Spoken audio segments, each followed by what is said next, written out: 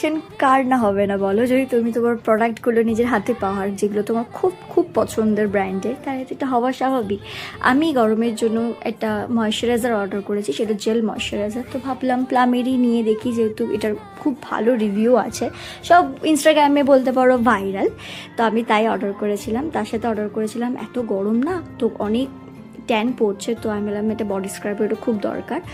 আর কি অর্ডার করবো, তাহলে আমি ঠিক আছে চলো এটাই করা যাক। তো এটা আমি ফার্স্ট টাইম ইউজ করব, আর এটার স্মেলটা দুর্দান্ত, খুব সুন্দর। এবার এটা কতটা কাজ করে সেটাই দেখার। আমার রিয়াকশান দেখলেই বুঝতে পারবে যে আমি কতটা এক্সাইটেড এটা ইউজ করার জন্য। আর মোস্ট ফেভারিট আমার এই সেরাম, অনেক দিন ধরে নেবো করছিলাম, নিতে পারছিলাম না, ভেবেছিলাম একটু দামটা কমবে, তো জাগি। আর এই প্রোডাক্টটা এসছে আমার ফ্রি জিনিস কার না ভালো লাগে বলো। তাই এটা আমার রিয়াকশান দেখলে বুঝতে পারবে আমি কতটা এক্সাইটেড ফ্রি জিনিস পেয়ে। এটা মনে হয় নাইট ক্রিম ছিল একটা। আর এই যে আমার মোস্ট ফেভারিট সেরাম, এটার দাম কমার জন্য অনেক ওয়েট করেছি, তো দেখলাম যে ঠিক চলো হচ্ছে না, আমি কিনেই ফেলি।